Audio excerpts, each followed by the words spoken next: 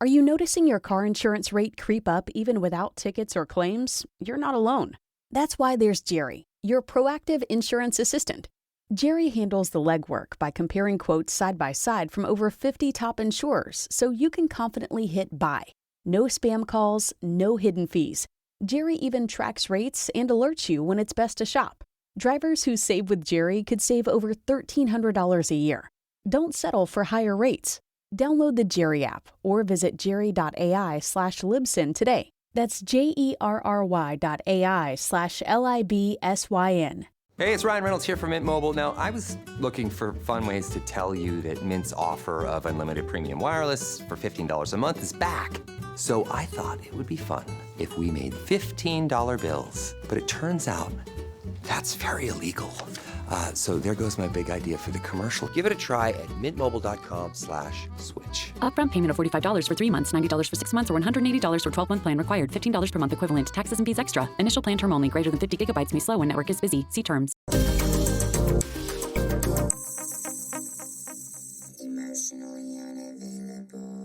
Okay, welcome. I know you're following me on Instagram now, and I followed you back.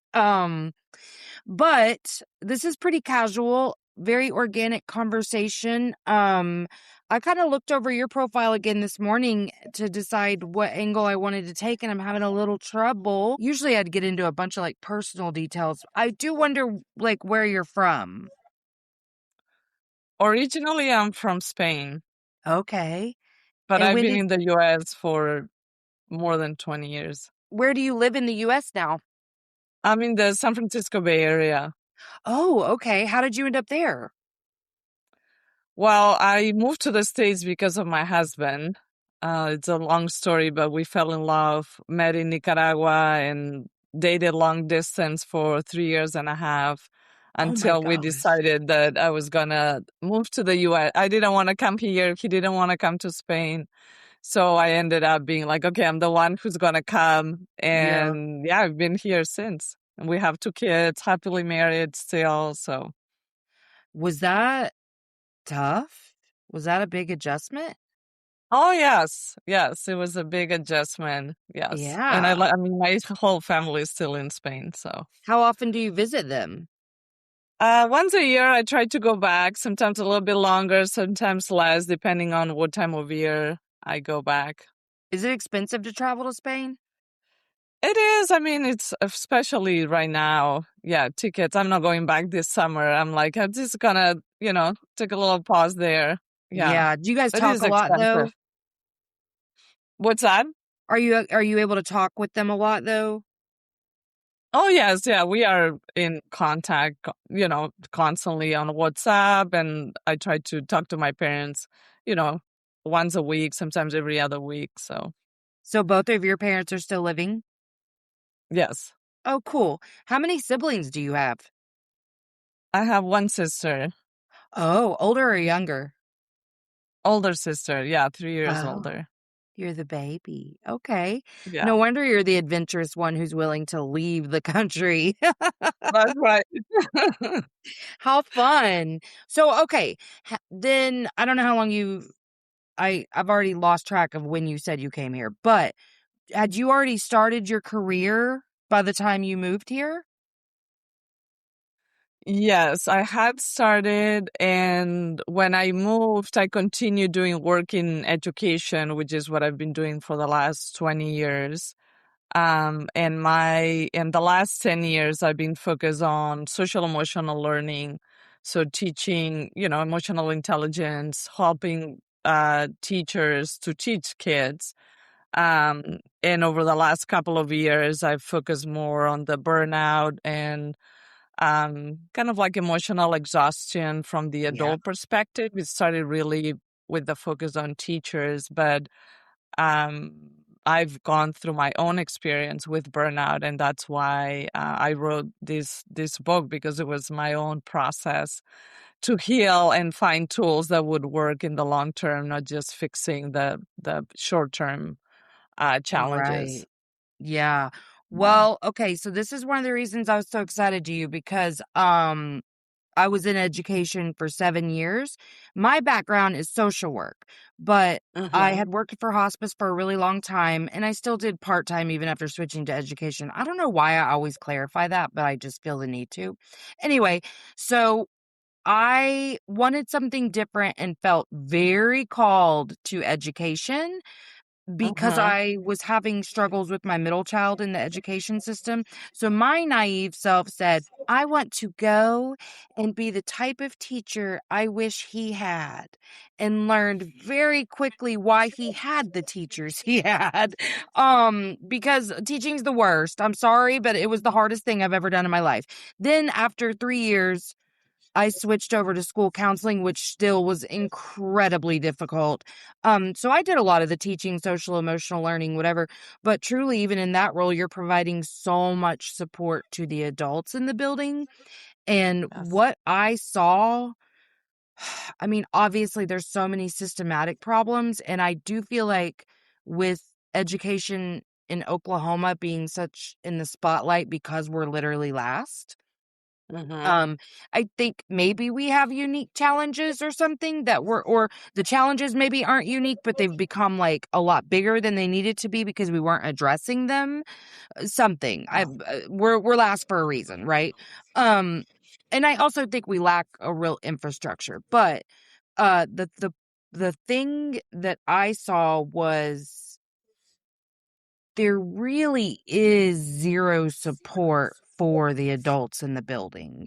And Mm-hmm. yes, there are bad teachers. I've seen plenty, but I saw more good teachers, very good humans doing their very best and getting no support in their role or even as a human. More importantly to me was as a human. Like, Yeah. I was trying to teach them all the time, like, well, honey, you're bringing yourself into this room, yourself with all your years of stuff.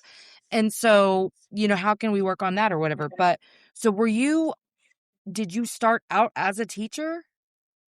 Yes, I started as a teacher and had like different roles: teacher, program administrator. I've been a board member. And with my consulting business, more like an outside provider, helping teachers with professional development and working with leadership teams. But truly, what you are speaking about is one of the reasons when I started in social emotional learning, I thought, oh, this is the focus of the students. But I realized pretty quickly that adults had no idea Yeah. how to teach these skills because we don't learn them in school, right? These are skills that we learn by trial and error. And guess what? Adults make a lot of errors because we don't have emotional vocabulary. We are not in touch with our emotions. There are many things that we were asking educators to do and teach kids that they weren't doing themselves. So I think that part of developing the emotional intelligence of the educators and then moving into, administrators, and like you have to educate the whole system in order Yes. for that to work. Yes. Well, and I mean, more than administrators, in my experience, it really was the highest levels possible were in need of this education. But I think what's really sad to me is that it felt like they were willing to teach adults these things if it meant it was going to help the children, but not because they cared about the adults. Like, I really believe, and I'm, again, only speaking to the systems I was a part of, but it really felt like they weren't humanized in this role. And I mean, I know as myself, I was dealing with very, very difficult students from day one Uh-huh. and had a zero background. I'm emergency certified. I have no idea about classroom management. I'm literally thrown to the wolves. And because I'm very relational, I made it work. I figured it out. And I was a Right. people pleaser and wanted my, administrators to approve of me. So I'm over functioning. I'm overperforming. I'm abandoning myself at every turn. I'm not standing up for myself. That first year, I mean, I became wildly unpopular with administrators after that because I wasn't going to do what they wanted me to do just because, you know? Um, Yeah. but like I feel like the only thing that's really validated as a professional in education is if you are over functioning. Like we'll give you a teacher of the year award because you've done far more than you ever should have, like truly. And then that's that. So that's why I think it Yeah. is really important to teach. I mean, I think everybody should be valued where they work. And when you say burnout, I'm like, oh, I felt it so profoundly. I mean, because I was unable to validate myself in these roles because it was the first time that I was this incompetent as a professional. So that was really a struggle for me, and I was getting zero external validation. So it was just compounding every year that I stayed. And even when I switched roles to school counselor, you know, there's all this pitting people against each other. And, you know, Yeah. people are constantly saying I'm not doing anything, even though I was working my ass off because I'm not doing what they want me to be doing and whatever. Yeah. And so that was another struggle, that just the people don't like me, people are talking bad about. I had no skills for any of that at the time. Yeah. Been in social work a long time, still didn't understand any of those things about myself. And when I reached burnout, hey guys, it's me. Emotionally Unavailable is produced 100% in-house by me with no team. So if this show has ever helped you and you want to give back, subscribe to the Patreon. There's several different levels with different benefits in each. Check the show notes and you can see what each tier subscription will get you. There's also lots of fun things coming down the pipeline for the Patreon subscribers, so get in early. You can get a workbook, you can buy merch, you can do any of the things, and all of that supports the show to help it keep going. Really appreciate every single one of you. I love you so much, and I can't wait to see what we continue to do together. I'm Serena Williams, and I'm healthier on Ro.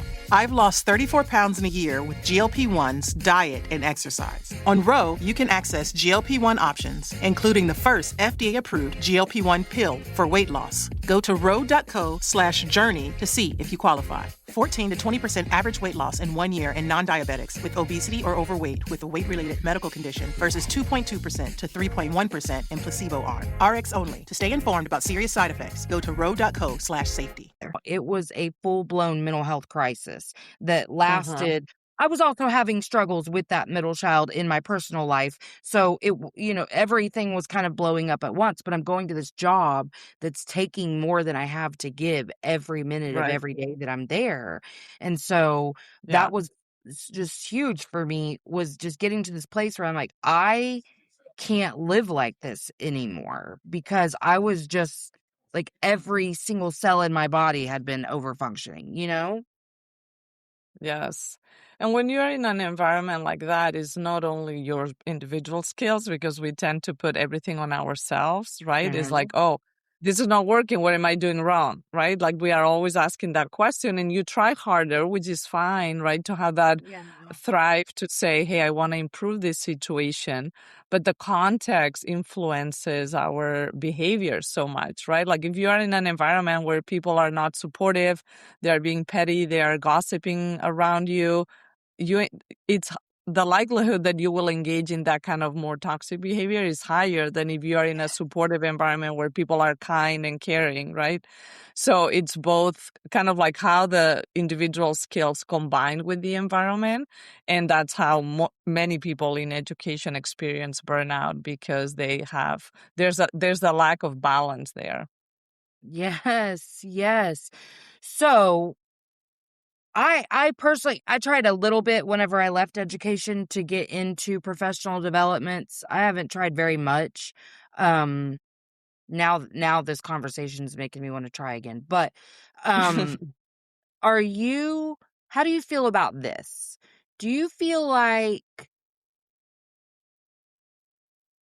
it's important to teach these emotional wellnesses, these being in touch with your emotions, vulnerability, understanding your own history, connection, all of those things? Do you think education should be looked at, the professionals that are working in it, as any other profession, that you go, you do your best, you try your hardest, and you should bring a full self to any role that you're in, and that these educators are best served to figure out their trauma, their histories, their stories, the way their brain predicts, all of those things just because they're human. Does that make sense? Like, I feel like people act like teachers, again, they remove the humanization and they're like, well, you need to show up for these kids. But I'm like, it's a job.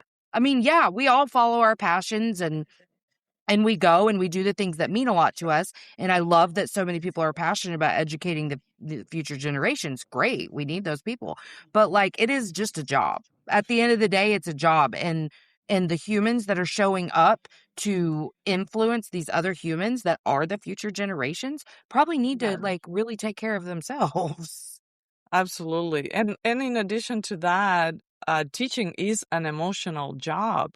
That Yes. means because you are dealing with kids, because you are seeing if kids have issues at home or they come from families that are not supporting them, maybe there are conflicts with parents are going through divorce, you name, so many struggles that are possible as a teacher. Because you are human, you are going to take on the struggles of your kids, right? So the support that a teacher needs is very different than someone who works in finance, right? They are dealing with different Right. kinds of problems. Yeah. So I think differentiating and thinking about like, well, what is the kind of demands that we have on different professions, and then the supports that organizations offers should go hand in hand with those demands. And for teachers, having a place where they can decompress and maybe brainstorm with somebody else. Hey, I have a student who's challenging. Can you help me think through? This is what I have done.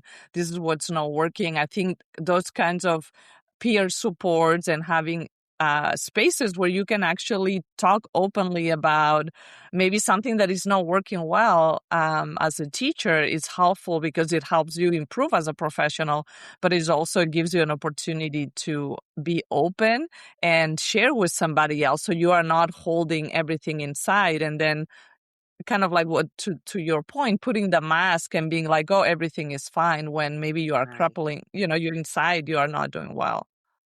Yeah, because I remember that first year, first day, very first day, I said, Melissa, we have made a grave mistake. What are we doing?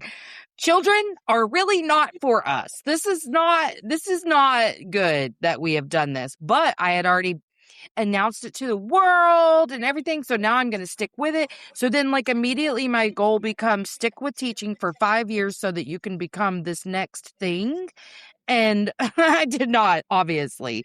But yeah, I knew kind of right away. This wasn't a good decision, but I was not telling anyone but the people I lived with. This is horrible. I am not well. I am not well at all. And I just didn't understand at that point.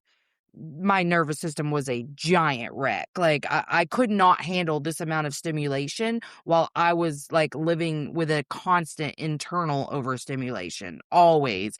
There was just so much that I hadn't dealt with in myself. So that's what I brought to that classroom environment. And those children love me. I still love them. I've, seen them graduate the last couple of years and they know I loved them, but we struggled through a lot together. Okay, Yeah, so you wrote that book, kind of your first book, for educators. Is that that's right? correct. Okay. Yes. And then you reached your own burnout. What did hmm that look like? So for me, one of the first things that I noticed is that I mean, I had been doing work that I loved um, since I finished my doctoral dissertation was on social emotional learning. For 10 years, I've been supporting schools and districts. In my head, it was my life's work. I have found my passion and I burned out. And I noticed that I had lost the joy. So things that were normally would fill me, like meetings with educators and planning with leadership teams, I was not feeling the same way. Something felt off. And I was trying to work harder, not smarter through that and just pushing through and just kind of like giving myself small pep talks. But it got to a point where it wasn't working. And I tell the story in the book, in the introduction, the day when I realized things are really not okay. I was on a walk with a colleague, and we were brainstorming about my consulting business. And he suggested, oh, why don't you consider this new line of work? And I just started crying and I couldn't stop. I felt so overwhelmed by thinking about just putting anything else on my plate. I just felt like there was no hope, like I didn't have any creative juice left. And it felt like such a like pushing a giant boulder up a mountain. I couldn't picture it. And that day, that's when I realized, wow, I'm not okay. Like this is not normal behavior for me. And and from that day I started like really taking a harder look at what was I doing that was creating that situation. And one of the patterns, and I know you talk about patterns quite a bit, is the sense that I had to keep pushing forward and pushing forward, right?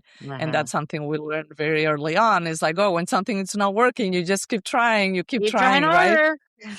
Try harder. But I was trying the same things over and over. Just okay, keep, you know, keep pushing. And then when I realized, well, that's not working, I think that opened up a door to say, okay, maybe slowing down a little bit might help you see really what's happening and why you are not feeling as content and passionate about the work. How did you give yourself permission to do that, though? I had to. There was, I was in such a bad mental space that Mhm. I had to take that pause and give myself permission to reconsider. And because we create so many narratives about who we are as humans, right? Mhm. You are an educator, a psychologist, a therapist, business person, and you put yourself in that box. And sometimes it's hard to see, oh, who's the person behind that identity? Mhm. And for me, it was thinking about outside of education, there are a lot of people also that need support in developing these skills. And that was almost like, oh, okay, I can think about how I can contribute to helping others, not only in education, but also outside. And that offered like almost like a breath of fresh air for me to think about, oh, I'm allowing myself to think about other problems outside of the education world. Yeah. So would you say you got to, like, kind of a place of desperation? I was probably in my lowest that I've been when I had that, I call it adult meltdown, where I was like, wow, this is really not a place where I want to be. And it takes a lot of courage to name that and say, this is not who I want to be. I want to it's almost like rekindling the joy that you have.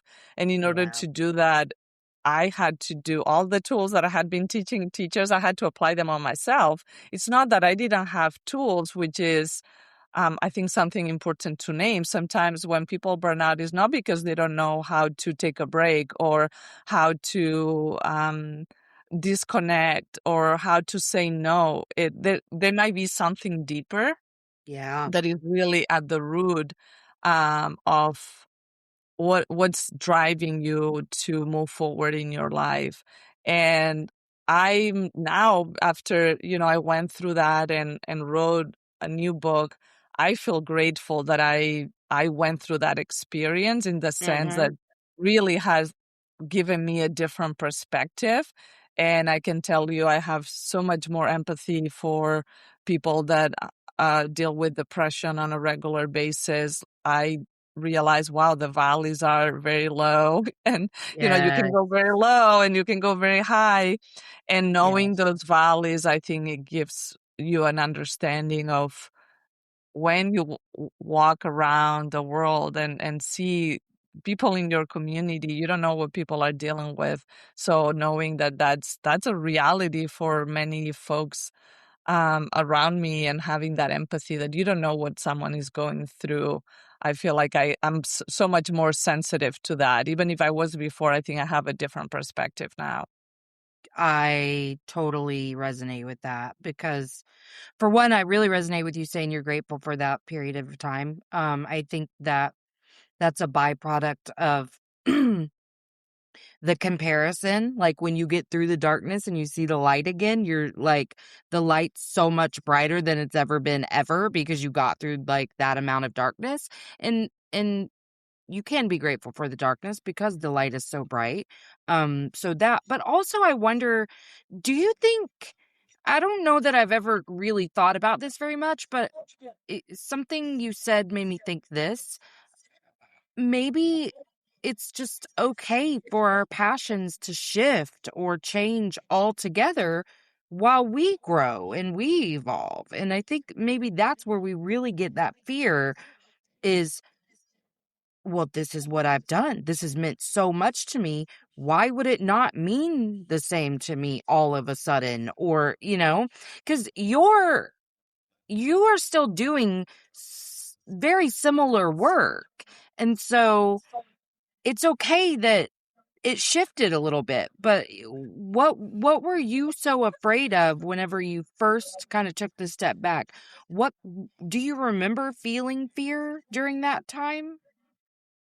Absolutely. Fear, I think I felt very lost more than fear. Uh-huh. And maybe the fear was related to feeling lost of like, if I'm not doing A, which I thought that was my life's purpose, who Right. am I, right? Like, I think that you go to the deeper question of who are you as an individual and what's your place in this world?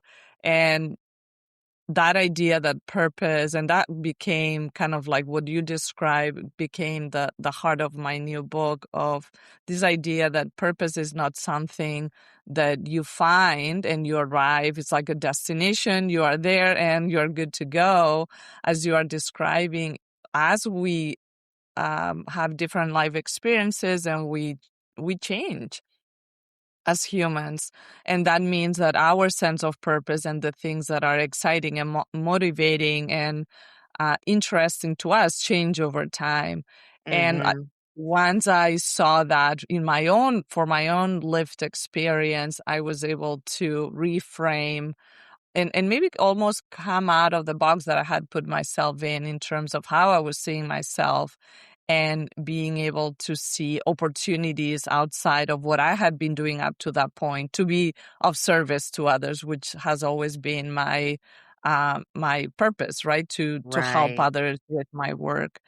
So that was a moment of kind of like clarity when you see that as an opportunity and not as a failure. Like you are failing in your Yeah. career, you are failing in your life, you are failing. Like I think that having that mindset is so damaging to our own sense of self. But if you see that, okay, what is the opportunity in having this realization and how can I move forward with this? That's where the progress is. But progress, it was interesting for me because my pattern was to strive forward, push forward. And when I realized, well, progress might mean just sitting with what I'm feeling right now for a bit longer, because I really want to try to understand what's happening. And truly is going back to the principles that I had been teaching teachers, right? So again, sometimes it's not that you don't have the tools, but can you use them when the time comes? Right. And what makes me laugh about that too is how many times, like maybe a tool I picked up is an old one and I'll forget about it. And so Hmm. somebody else will remind me. I'm like, I can't believe I forgot about that. And I didn't even use it. Like that still happens all the time where I I kind of have a little running list of the daily tools that I'm using just to, get through life. Um, and then I'll kind of be like, wow, what is going on all of a sudden? And I'm like, oh, I could just use that tried and true method from way back when. I forgot all about that. Um, and it's so easy to lose sight of where you are and realize, oh, I'm in need of a tool right now, because so Yes. much is done on autopilot and you're just going through life and not even realizing sometimes until it reaches a point of catastrophe that, oh, I was on the struggle bus a little bit and I didn't even realize it. Uh-oh. Because those early signs are easy to miss. You think you're just a little bit more tired. You think it's just like because daylight savings, like different things. And it's not until it really like grows and compounds that sometimes, I mean, I think for some of us, you're faced with the reality of like something's different and I've got to fix something. But I do think that we create our identities around this idea of purpose. And I'm seeing this in young people. And I even saw this with my generation too, where I felt really lucky because I always knew what I wanted to do, help people. Like I knew I wanted to be a counselor at some point. I didn't know kind of how that was going to look or anything, but I knew that my past experiences were going to be used to help others. That's what I knew from a very young age. And I was willing to kind of let how that took shape just happen. And so, but I felt really strongly that I had a good compass, had a North Star always. I always kind of was in a trajectory. But a lot of the people I knew didn't. Like they were going to college but didn't necessarily know why or kind of what they wanted to do with their lives. I'm seeing that now with this younger generation, where it's like they think something's wrong if they don't have this sense of purpose. And I think that's what we're getting a little bit to the left of is misunderstanding what purpose is. It's not, but I understand our belief systems can really shape this. My belief system, my spirituality definitely shapes the way I view. Hello, this is M. William Phelps. You might know me from my #1 Apple Podcast hit, Paper Ghosts, or one of close to 50 true crime books I've written. I've been an investigative journalist in the true crime space for 25 years, and now have a weekly podcast, Crossing the Line with M. William Phelps, where I delve into a new missing person or murder case each week. Get it wherever you get your favorite shows. My purpose, but even what I view as a sense of purpose has shifted in the last few years. It's still under the same like umbrella, but I think that it can evolve and it should evolve as you evolve, and you should be evolving. So if you continue to stay in roles that stunt your growth, that's really the problem right there, is not because something has shifted. It should shift. But I think that we think purpose is divine, and not just Yes. something that we cultivate within. Absolutely. And also something you don't need to do humanitarian work in order to live your purpose. It's how are you finding meaning in what you do on a daily basis and how are you contributing to the betterment of your community. It can be that simple, right? It has to be meaningful to you as an individual, which I appreciate because many times we go out and we fulfill someone else's expectation, but it needs Often. to be Yeah. authentic to you as an individual. So that's kind of like the first part. And then there are so many ways, everyday ways in which you can contribute to society. I mean, you can work at the post office and your work is meaningful because you are delivering mail for your community, right?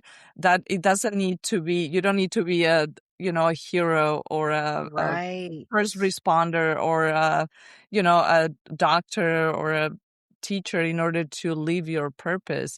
You can have any kind of job and still find meaning in what you do and help others in what in their lives. So I think that bringing it down to also the practical level, that every day is an opportunity to live your purpose. It's not something that you do when you have time or when all the financial burdens or your family obligations are done. It's not something you do when you retire. It's actually how you go back to like finding meaning in your life on a daily basis. And that can be very small, in the very small things, very small moments in life, and it can be in, big acts of courage. Right, It's all everything in exactly. between. It all matters, yeah. And I think if you're like in college, you should study things that you are very interested in studying. Like that's how your path should unfold. I think for work, you should do work that lights you up. Like one thing that I've really shifted in since losing a child is that I absolutely cannot do anything that even remotely drains my energy. Cannot. Like just and I refuse to. So like if I'm working with a client and it gets to where they're doing a really normal thing of kind of avoiding the therapeutic process and whatever, no judgment, but that's not the work I want to do. You know what I mean? Like I want to work with you when you are ready to do the work and not like too much of chit chat and like making the hour drag. I can't do that. It doesn't light me up. It has to light me up. I have to feel this energy. These conversations, I was saying no to 99% of people who asked for a minute. That's why I have so many solo episodes, because I was getting agitated. Like I felt like, people weren't connecting with me and it was really important to connect. And so, yeah, I think just what lights you up, what makes you excited, what doesn't drain you, what gives you the energy to get through, to be able to find more joy outside of work. If you're coming home from work every day with zero energy, you're not doing the right work for you. It doesn't matter what sometimes I daydream about something I've always wanted to do. I don't know why, but is be a bartender. Sometimes I daydream about that because I feel like I'd be really good at it. That's the social aspect. You know what I mean? But like, Yes. go be a bartender if that's where your little heart feels pulled to do that.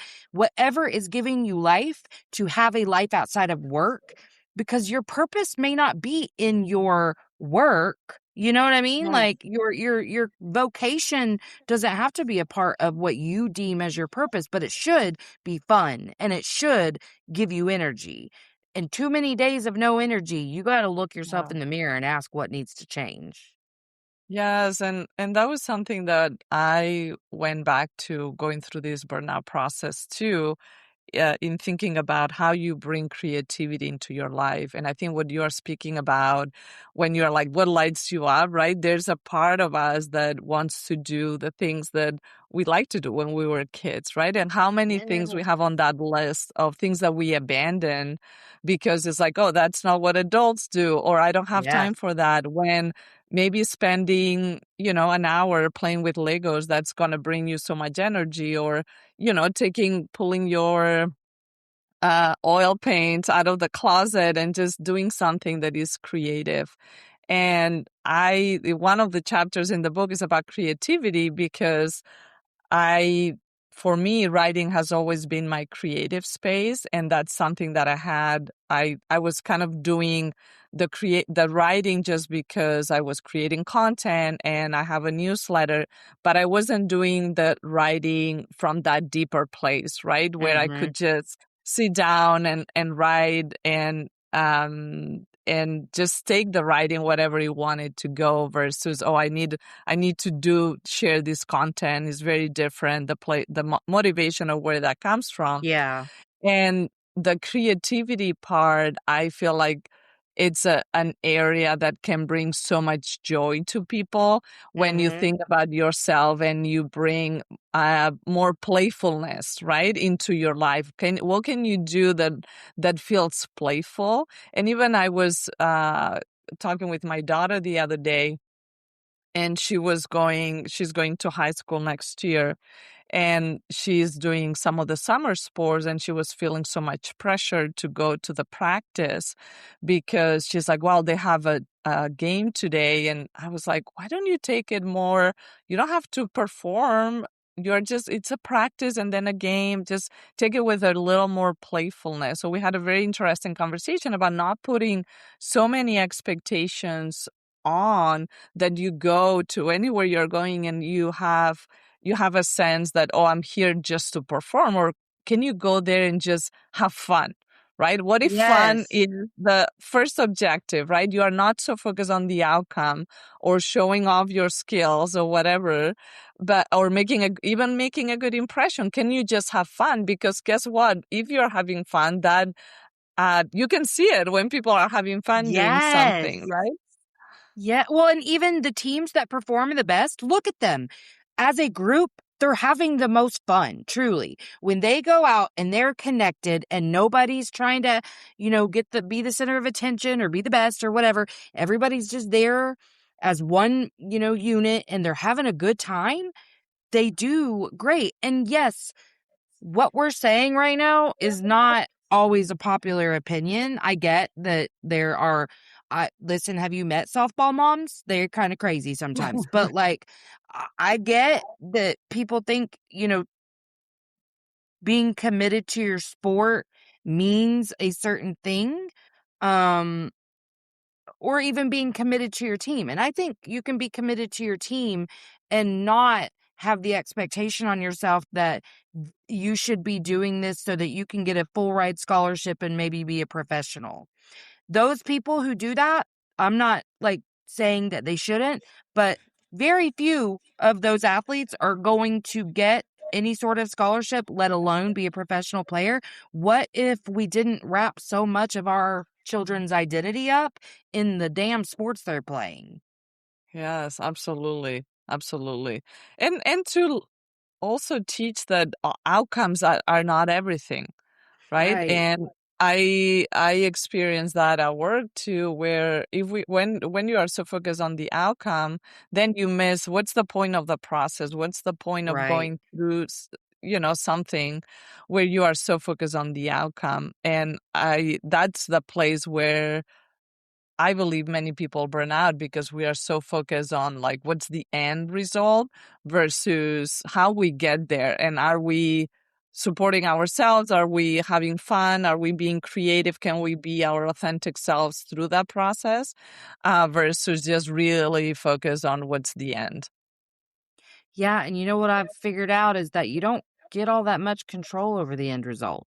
So, and the end result's going to be what it is, but that messy middle part is where all the growth happens, where you can learn, I have a couple of ways of getting through this, and that is either taking everything far too seriously, carrying the weight of the world on my shoulders, and attempting any sort of control over the outcome, or I can lean into what I know to be my truth, which is I have more fun when I'm doing this.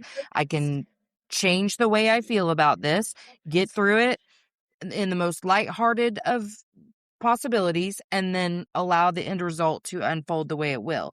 And I Yeah. believe that is your best chance at any sort of controlling the outcome, is just to allow it to unfold while you do the things that you can do.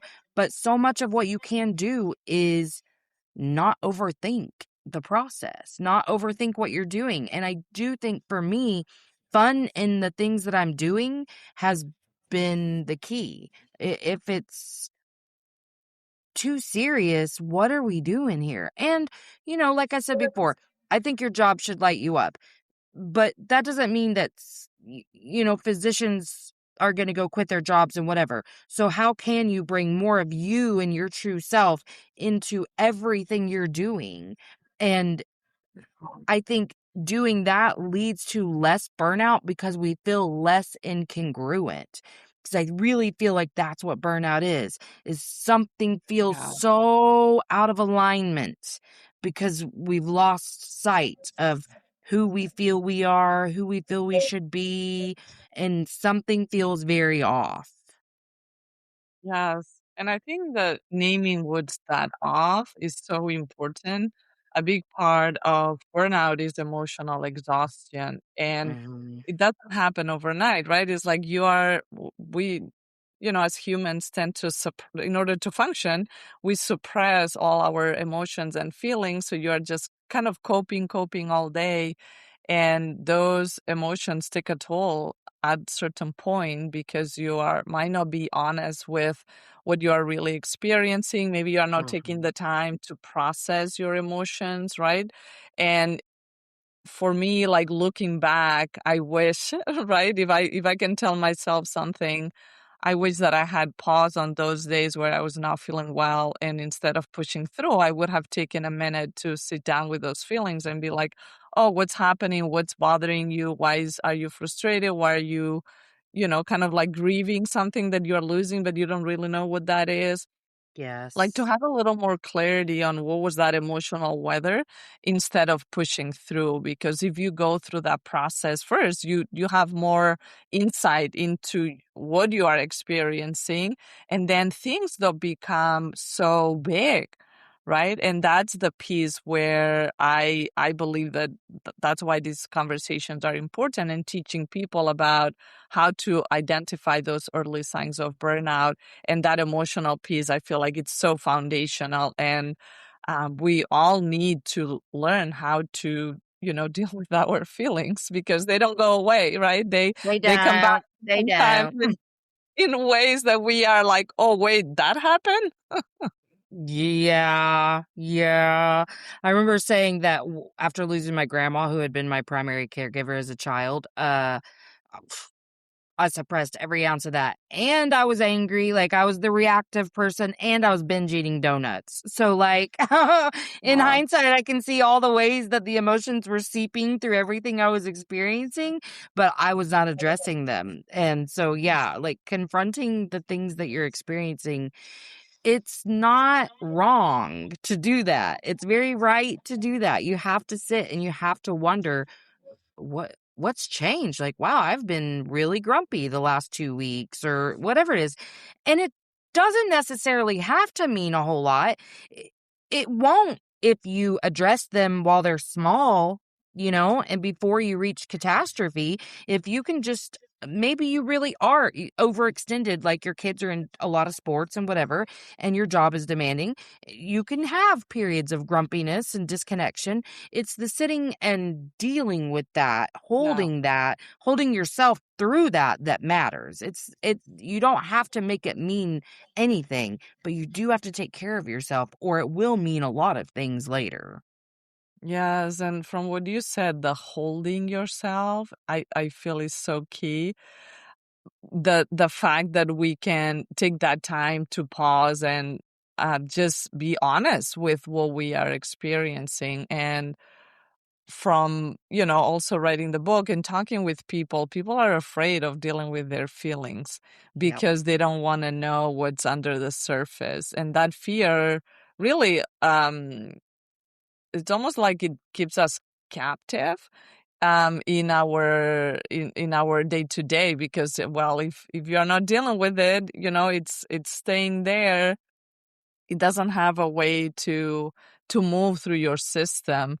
And if you are able to hold that space for yourself, then things don't become a big deal. And that's the part that I like, that becomes less, you are more in control actually in the long term when you are able to go through that process.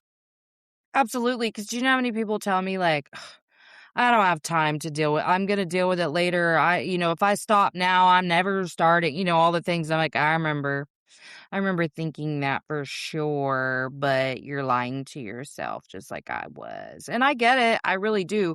But I think if I were to say one thing in terms of holding ourselves that really has helped me more than anything over the last like 6 months is, what would I like? Because I think we all like, crave a mother or something when we're sick or going through something really emotional, that like nurturing energy. And I'm always like, okay, what would I want from either my spouse or a friend or a mom figure in this moment? What would that feel like? And how can I recreate that and give that for myself? How can I put myself in that nurturing love energy that I'm craving right now? And I think when you can just pause and acknowledge, like, oh, I'm feeling some type of way over this short period of time before it becomes a long period of time. What how could I feel really comforted right now? And sometimes I will picture like a grown up bringing me chicken noodle soup before I go make myself chicken noodle soup. You know what I mean? Like, but Yes. you can get into the energy of all that nurturing for yourself, and that's my one takeaway is you have to take care of yourself, and there's lots of ways to do it, but really asking myself, if I were to ask someone else for help with that right now, what would that look like? And then how can I give that to myself? Yes, I love that. Something that was helpful for me was just to name that it was hard what I was going through, just to say it out Yes. loud, to say, wow, this is really hard right now. And just Mm-hmm. even like sitting with that acknowledgement felt like, oh, I'm not trying to push through. I'm not trying to overcome right away. I'm just there sitting with the fact that this is difficult, and it's challenging, and I'm feeling all of it because it's a difficult situation. But Yeah. you are so right that there are ways in which we can provide ourselves with that compassion and that support without needing others, which is also a nice way to know that you can be strong for yourself, that you can be nurturing for yourself, that you don't have to depend on others. And that can also feel very liberating when you are not expecting or you are not depending on others to care for your own needs. That's something that it's hard for many of us to learn. But once you learn it and you know you can support yourself in that way, it can be a game changer. Yeah. Well, tell us about this new book and then where we can find you. Yeah, so the book is called Living with the Heart in Mind, a practical guide to healing from burnout and cultivating purpose. And it is available in all book retailers. But if you want to know more about it, you can go to my website at loreamartinez.com. That's Lorea Martinez.com. And you can learn about my work and the book and all the good stuff. Yeah, and you have something on your website. Let me not misquote you here. Uh, a self-assessment, the Living with the Yes. Heart and Mind self-assessment. Talk about that for a sec. Yeah, so that is a companion to the book, but you can take it even if you haven't read the book. And it has 3 parts, hard skills, which are skills of emotional intelligence. It has habits, and it has vital qualities, which are curiosity, creativity, and wisdom. So the self-assessment truly walks you through the content of the book, and it will ask you questions about different things that you do in your life. And at the end, you get an email with the results, so you can see for those 3 parts that I described where you are, and it gives you a little bit of a roadmap of like, okay, I'm doing really well with habits, but maybe my vital qualities are not as good. So then you have some ideas for how to support yourself in moving forward. Yeah, I love that. Well, I'm going to make sure to include that link in the show notes as well. I'll include your website and any other links pretty much. Let me look real quick that you have there. Okay, I will include your website, that link for the self-assessment, and your Instagram. Fantastic. Perfect. Well, thank you so much for being here. I've had so much fun with you. Thank you, Melissa. Great conversation. Thank you. Okay, I'm going to press stop if you'll hang out for 1 sec. Thanks for coming to Emotionally Unavailable. If you haven't already, like, subscribe, and share.